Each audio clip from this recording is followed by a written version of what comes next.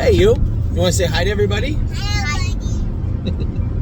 The McDonald family is making its first summer run to the races. We're going to Georgian Downs tonight. I was going to go by myself, but nobody had anything on the go tonight. Ollie didn't have a baseball game or practice, and Ava was home. Oh, she was supposed to go to Jurassic World, wasn't she?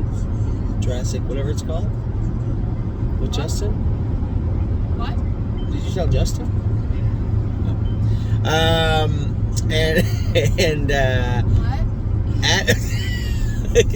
the face out there. Justin had tickets for the Jurassic movie and said it was absolutely terrible. So one of my good friends, Justin, many of you have met him. He had tickets to go to the movie with Ava tonight, but went to the movie last night. He's one of the guys that can go to watch a movie twice. I'm not one of those guys for the most part. Justin is, and he said it's trash. He said I can't go watch it again, which only makes me want to go watch it. I'll take her tomorrow. You'll take her tomorrow, but Addie will want to watch. Oh, Addie will want to go, yeah. I guess we can all go tomorrow. What am I doing tomorrow? We'll all go tomorrow. You have to come back here. We'll all go. I'm not doing. In the afternoon, we'll come back here. I'll come back here. He's got a game at 3. Oh, that's right. Ollie's got the baseball. So, we'll go to Jurassic. What's it called anyway? Jurassic what? Dominion. Jurassic World Dominion. Jurassic World Dominion. We'll go see that tomorrow. Now to today, we have 2 horses racing tonight. World Bank is racing tonight, a new horse we got. And Levitor is racing tonight, Saturday night at Georgian Downs. You know, it wasn't that long ago that Saturday night Georgian Downs was a big deal to me. Back when I was driving, I guess it was earlier on when I was here. I was the leading driver here, I think, in 2011. I think I was. Yeah, the year she was born. The year she was born? Yeah, there you go. So, I spent many a Saturday evening in Innisfil, Ontario. Not my favorite place to race anymore. The highway. I see they put another lane in this highway. It used to just be just a bottleneck everywhere on the 400. Just a horrible highway to drive down. It's better now, but unfortunately, Georgian Downs isn't what it used to be. And hopefully we have some luck tonight. We had some luck last week on Sunday. I'm coming back here tomorrow to race the same horses for the most part. Levitor was in last Sunday. Oh, that's loud. Levitor was in last Sunday and races tonight. So, hey, what's the problem here? You want to go rides? Oh, we won't buy Canada's Wonderland. Yeah, not this time, but maybe we will in the future. Sound good? Does that sound good? Obviously, the day today was dominated, and yesterday, by our 2-year-old qualifiers. This is, I guess, exciting, but a scary time of the year for me also, because we put all this work in, and what's it look like? I mean, we don't need to see the horses go qualifying 55, 56, but we would like to see glimmers, flecks of light. You know, this is what they could be. This is what they might be. Geez, that horse looked good. And then let them grow from there. And it was funny. Amy and I were talking earlier, and I was talking to Steve and a couple other clients, and said, honestly, I think all the horses we had or have high hopes for came to play for the most part. I know that Crantini made a break at the gate. It wasn't necessarily just Crantini's fault. And Spitfire Overseas was acting up. But at the same time, as I said today in another video, as sure as this shirt is blue, Crantini and Spitfire Overseas are nice horses. And the braking will be mitigated quite quickly for next week. So, aside from those 2 horses, virtually all the horses we've touted, all the horses we liked, all the horses that we hung our hopes on, looked very, very good today. I know that you guys knew that there was kind of a soft spot for me when it came to Enzo Aguayo. And, man, the way he looked today is just, he looked commanding. What's he going to do? What's he going to do when he gets in with really, really good horses? I don't know. But I know one thing, he'll be fun to drive whatever he is, wherever he goes, wherever we choose to race him. He'll be a fun horse to drive because he does nothing wrong. So very impressed with him today. I got thinking about it on the way down. I did a video. We talked half an hour this afternoon, and I gave it to you guys about the babies, how I saw them, what I thought, what I liked about them. There was a couple of horses that just proved today that they're probably not going to be with the stable for much longer. But for the most part, man, there was a lot of talented horses qualified this week on both sides of the border. And it got me thinking even more, about our overall stable, how it looks, the makeup of it. So I get to thinking about the horses that we have that are good horses. And, just this week, I'm sure I'm going to miss some, but Patrick de Piranha, 4 starts, 3 wins, and a second. His last 3 starts, all in 50 and 3, all from closing into speed, and was 3 to 5 out of the 8-hole in a handicap the other day. So it's probably to our benefit that he did get beat, to be honest, or we wouldn't have a place to race him this week. So Patrick de Piranha has been an exceptional horseman, long way from paid off, but still an exceptional looking pacer.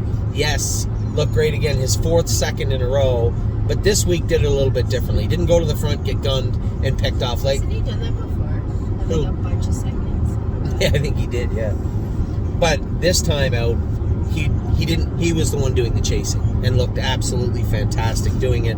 There was 3 solid moves in the mile, leaving the gate, re-moved to the front, and then moved down the backstretch. 3 solid moves in the mile, closing into the leader down the lane, and really just come up short. The horse looked phenomenal. I thought he was probably, as Greg put it, one of my partners on the horse, probably one of his better miles. Definitely the best mile in recent memory for Yes. It was an impressive mile. Then Perlucky just got beat in the open. Now I thought Perlucky should have won. I think he left a little bit on the table, but at the same time, just a very, very solid trotter. Guys, hey, you. Yeah, what's up? You want to go see the horsies? Oh yeah, I see. Perlucky's just a real solid horse. Adeline Hope. And then, of course, the horse I forget to talk about every single week, who's one of our best horses, Kings County. Here's a horse that raced absolutely out of his skin his last start, just to get beaten 53. Didn't get in this week. Now, we may have a little problem and a little help next week. They only had 5 horses for the Open at Northfield Park or at Scioto this week, Scioto Downs. We may have to race, yes, against Kings County. 1, we have to get the Open to fill at Scioto if, in fact, they need somebody this week. And 2, that's where Yes fits. So we'll see. We'll see how that plays out this week in Southern Ohio. Who's making all the noise back there? Addie. Can you turn that down, Oliver, please? Addie, can you turn Peppa Pig down? You can do it. Ollie can do it for you. And then, obviously, don't forget about the 2 horses that are knocking on the doorstep about to start back. Locatelli's close. White Tiger's close. Those are 2 horses that raced in the Open this year, this winter. 2 horses that are doing their best work shortly before we put them away in the spring. So those horses, too. And, I'd be remiss if I didn't talk about the other Patrick that I love, LD's Patrick. He'll make another race this week at the Meadows. And then, I don't know, I know we are sending 2 horses also we can talk about. Blue Bayou Dio and Unbeatable Kemp. Absolutely fantastic the other night. Both those horses are going to Kentucky for the 26th. Now, that leads into what we're also doing. We want to start building our calendars out. Now that we got a pretty good look at what we have or what we might have or where the horses look like they're headed, I'm going to start building out the calendars. Amy and I maybe do that later on tonight. Start building out the calendars. Okay, this is how we want to see this horse race. Like, for instance, Una Madonna. I've already decided Una Madonna is going to Kentucky for June the 26th. She's going to race in Oak Grove, which leads into the Red Mile. And after the Red Mile, it leads into, hopefully, the Breeders' Crown. A couple of the bigger stake races. Guys, a couple of the bigger stake races. So I think that would be a great fit for Una. She gets to go down to the southern part of Kentucky, just make that short trek up to the middle of Kentucky, Lexington, and race stay around the state of Kentucky. I think that'll be a good spot for her all year. It's not that she's not good enough, but why do I want to send her all the way to New Jersey, race against the best fillies in New Jersey, Oliver and Ava, the best fillies in New Jersey, only to ship her all the way to Kentucky to race in Kentucky, stay in Kentucky, and then if she's not burnt out, not chewed up, we'd race her in the Breeders' Crown and a couple of those races. I think going to Kentucky makes the most sense. So we'll map out week by week what we're going to do with Una Madonna, but it looks like she's going to spend almost all of her time in Kentucky in 2022. I told you about Brace for Landing. I talked about him in the video. He looked tremendous today. I know I want the horses to go out and look sensational, but this is week 1 also of the qualifiers. It was important that we got that flat line. Adeline Hope. It was important that we got that flat line on Brace for Landing. James had a glowing report for Carter Michael Dio and Brace for Landing. Both of them he thought were tremendous. In fact, he told me we're both going to qualify. We're going to re-qualify Carter Michael Dio, no hobbles on, even though in Ontario we don't have to. We're going to qualify him with no hobbles next week. This horse has only had them all in 3 weeks. Not the end of the world. We are going to qualify Nothing But a Dreamer, which is a huge change. This is a horse that shed all of his equipment on qualifying day. He used to wear a Murphy blind, a big roller burr, a bit burr on the inside, had a tight set of hobbles on. I went to warm him up and I said, this animal does not fit in this equipment. Take the head pull, take the Murphy blind off, take the bit burr off. I literally let his hobbles out 6 holes, literally before we went to the gate. I pulled up with Nothing But a Dreamer. I said to James, this thing is a killer. 1, he doesn't even need the head pull anymore. And 2, he doesn't need the hobbles. All we're going to do is bring him back next week with a set of boots on. That's it. That's how much this horse has changed in a very, very short period of time. So although it seems like a very small transition from open house day to qualifying day, you can see with some horses the dramatic changes in themselves. And just looking at the change, I didn't go with Nothing But a Dreamer that often. Went with him in the winter a little bit when we were getting him squared away. Then we trained him down, and he's really, really got his legs underneath him. Man, he looks like a monster out there. And another horse, eligible to a lot of things, but in Ontario. So over the next week, we're going to screw down on where we want to race our horses and how we want them to look, right? Brace for Landing, as I said, another qualifier, a maiden at Mohawk, then ship him to New Jersey. He's going to race in the second leg of the New Jersey Sires, hopefully make the final. Before the final, which is 2 weeks later, he's going to race in the first leg of the Kindergarten.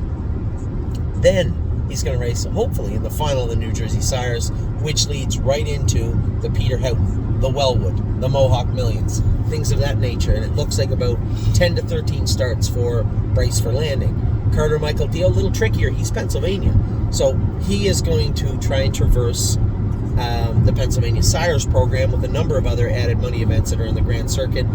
Potentially Enzo will also, which makes me smile because 2 weeks ago I wasn't so certain that maybe he slid to Stallion Series status. I said, well, he's not quite as big as a Carter Michael Dio Spitfire over. Hazard reported ahead. That is unnecessarily loud. There's a hazard reported ahead, apparently. There's almost a hazard in my underwear. Wow, scared the hell out of me. So we want to, now that we got a look at what's what, I mean, here, I'll just give you a quick rundown, and then we'll finish off the opening a little earlier than an hour like it was last week. Is this the hazard? This is the hazard. That's the car parked on the ditch for some reason. Here's a look at the horses that impressed me this week.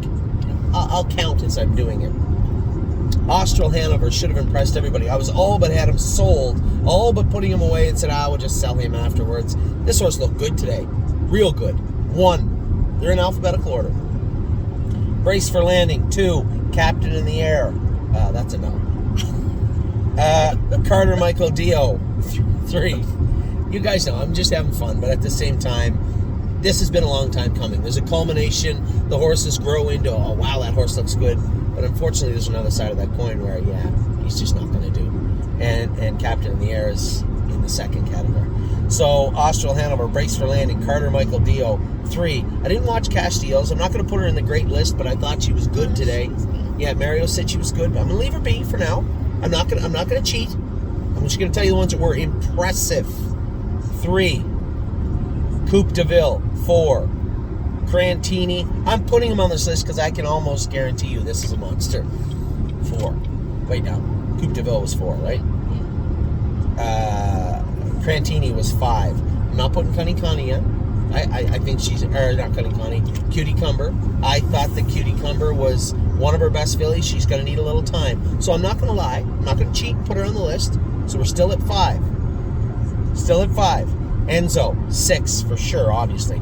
Fashion Presidente, where'd that horse come from? 7. Not going to put full heart on, not her fault. She's going to have to make the list next week.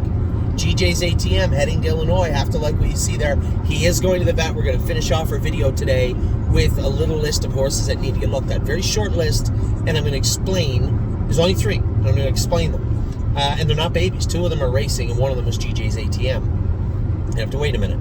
GJ's ATM, what was they at? 8? 8. Horn player, absolutely 9. We haven't even qualified landing strip and landing pad yet. We'll talk about them another time. Leaps and Bounds, 10. Magical Tom, 11. Mo Power Baby, 12. I guarantee you more than you know will make this list in the next few weeks, but that's for a few weeks. We're at 12. Nothing But a Dreamer, 13. Olchek was very, very good today. Of all of our pacers, probably the most impressive of the entire week. I know that Victor Cruz looked good. Good for him. He looked really good. I was happy with Real Fear, except for the break at the wire. But Olchek really impressed me this week. Didn't know what he'd be. If you guys go way back to the start of our videos, way back when we got these horses, I told you that this horse looked like a hybrid of Miss Brampton Beast and Adrenaline Rush. Brother and sister, this is the 3rd one out of the family. I think he has the good qualities of all of them and the bad qualities of none of them. Very impressed with Olchek, 13. I won't put Real Fear on. I just told you I liked him. I'm going to leave that alone. Sister Solange, 14. Smoking Hot Irish Girl made a break. Was not her fault. I saw her train the week before. I'm putting her on the list. 15. Spitfire Overseas, as I said, he's going on the list because you guys can wait a week. I'm putting him on because I already know what he can do. He's been in 2-1. He'll qualify in 57 next week. No problem whatsoever. What were we at? 16? 17. Swinging Senorita, 18. Tactical Mounds was awesome on paper. And that's going in 31 seconds. It must have been windy because she was still trotting. I think with the hobbles on, we get her squared away. You're going to see an exceptionally good filly. Gaining ground on that But one she was How still, did you come I don't know, 31? I think I'm charted as. That's not right. 19, Tactical Mounds. Tailgate Buzz a little flat today. See if he's flat next week. 19. Victor Cruz, 20. Whispering Song, 21. So we had 21 babies that qualified and looked exceptional this week. What is this guy doing? I don't know. I think there was an accident. Oh, looks like there was an accident. I don't know what the hell this guy's doing, but yeah, we had a 3-way accident. Oh well. 21 horses, I can tell you, I was extremely happy with. And that's not, like, we haven't even seen a Merchant Man yet. We haven't seen Landing Strip, Landing Pad yet. High Enterprise made a break. Full Heart made a break. These horses aren't on the list. That gets you up around 26. James was happy with Cunning Connie. There's 27. I think Chocolate for Lunch is going to go a big mile next week. You know, you're at 28, more than you know, 29. All we need is one more. Oh, Rosita's Dream was good. 30. So, I mean, the majority of our horses are looking very, very, not just good, looking very good. You know, every year we're like, yeah, you get qualified. And you're like, it might be a grassroots horse, whatever. These horses look very, very good. Now, we do have some horses that will be leaving us. Captain in the Air is going on the preferred site. This is a horse, he lost a shoe going to the half and got all out of gear and ended up making a break coming out of the turn. But I mean, what was he going to go, 2 minutes? 2-1? He's going to do well in the fair circuit. Like, somebody will like Captain in the Air, but he's not for us, right? And may lose control. An Ontario Captain in the Air. In fact, this horse looked much better than Captain in the Air. But at the same token, again, not really what we're looking for. Twin Cedars All-Star. Thought he was a little frail, right? And when I look at Illinois is virtually one group, right? You don't have that gold and grassroots. It's like one grouping. And when I look at Rosita's Dream and GJ's ATM, I have to ask myself, where are you going to race Twin Cedars All-Star? He can't beat those two. So it might be better off maybe just to test the free agent market with him. Now, leading into, speaking of GJ's ATM, 3 horses that we have to look at this week. No, that's not accurate. Procrastinator got the thumps the other day. I told everybody the thumps, explained to me from the veterinarian, is when the diaphragm spasms and quite a bit different from AFib, where the actual Do you guys want to get out at the grandstand, and then I will? Yeah. I'll go in here, and then because you can come over after the last race, right? Or when we're leaving, you can walk through. Yeah, just go right over by the fence there, and I'll drive it back in. Just go right over by the fence. AFib is when you get spasms of the cardiac. Shh. Yeah, it's a racetrack, Rennie Ace. It's so beautiful and big. It's so beautiful and big. I remember when Dad used to take me here. It's cute. It's cute. So, procrastinator will be fine. Again, caused by an electrolyte imbalance. You're talking about a horse on Lasix and then trained on Lasix this week. So that's what happened with procrastinator. It's easily fixed. We'll fix it and move on. The other horse on the concerned list was obviously Sweet on Pete. Had her looked at by the vet in Pennsylvania today. Thought that her back was a little sore. Right stifle was a little sore in her hind ankles. So we're just trying to mitigate the issues. I still don't really have the flashpoint which is causing all this. When you look at all what we just talked about is on her hind end, I have to look to the front to be the cause, which would be likely her You wouldn't feet. even need that sweater. A little cold? Nah, I didn't bring one. I brought my coat. Yeah, it's cold. So, Sweet on Pete, I think we're probably going to have to, one, address those issues, those secondary issues, and two, may have to look for a different shoeing change again on this filly until we find the right one. And then, obviously, last and certainly not least is GJ's ATM.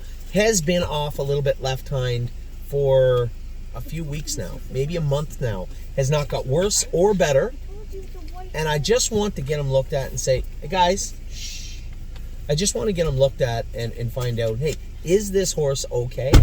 Is there something brewing in there? Is there something we need to treat? Obviously, there has to be something there for him to be off left hind. He is off left hind. So is this? You could convince me it was an OCD, but when we got him looked at, there wasn't one there. So he's going to have a full fluoroscope done on Tuesday. Tuesday morning at Dr. Melissa McKee's clinic. At that point, we should have definitive answers. Now, we did have the vet look at GJ's ATM. Had her. What do you need? Her bag? Yep. Here you go, honey. You go have fun. Listen to mommy, okay? Is there a sweater in there? Wait. There's probably one in there. Yeah. Yeah.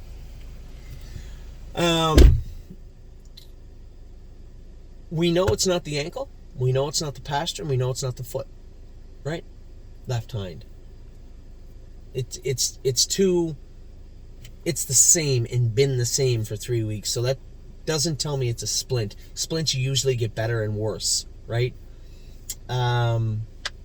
You could convince me it was an OCD, but there's no swelling anywhere. No, he doesn't present sore anywhere.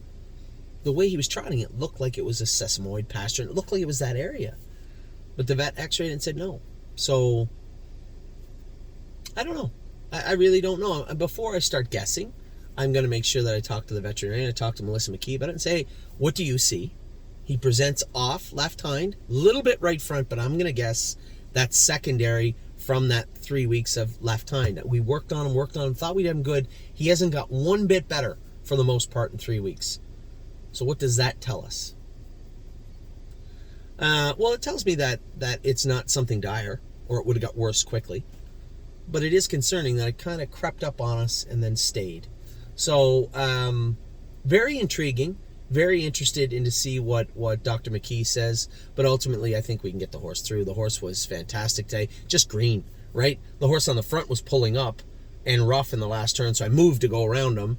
And GJ's ATM cleared to the front, and then he was like, oh, cool. And he just kind of hung out there, and the other horse come back on and beat me. So, regardless, him and Rosita's Dream looked fantastic. A real professional-looking group of babies again this year, and definitely today. That deep group we've talked about was present. Just super impressed with the horses I saw over the last 2 days. And as I said, yes, the ones that we were concerned maybe weren't that good. There were some that really aren't that good, but not many. You know, I can tell you of 3 that are going to go up for sale. As I said to you a minute ago, Captain in the Air, May Lose Control, and Twin Cedars All-Star. That's it right now. That's it. We're going to turn out Anchors Up. He's just too darn big. Horse a giant. I'm going to turn him out for the summer. We already turned out a couple. We'll start bringing them back in the later part of the summer. But for now, it's all about the babies that are ready to go. So lots of horses racing this week. Some racing tonight. Slim Jimmy's racing tonight. We're racing in Georgian tonight. Got a full slate from here on in of racehorses and babies. Kentucky's going to be fun, especially since it's right on the Tennessee border. Oak Grove. So Una Madonna, Unbeatable Kemp, and Blue Bayou Deal for sure will be there. We'll likely send down an open trotter for the open trot, and then I'm thinking Walk on the Moon will fit that can float around the middle conditions at Oak Grove also. So those are 5 for sure that are heading, or 4 for sure in one type of horse that's heading to Oak Grove in the next week. But for now, still in baby mode, super impressed and can't wait to get at it this summer. It just felt like I knew they were good, but watching it happen today just felt like somebody didn't take the weight off my shoulders, but maybe just helped me carry it for the next little bit. Super impressed with what I saw today. So I'll be back in a little bit. We got to talk about all the stables. Got to talk about the 2-year-olds, the 3-year-olds. Might even give you a top 10 list from this week. Might be fun. Take care.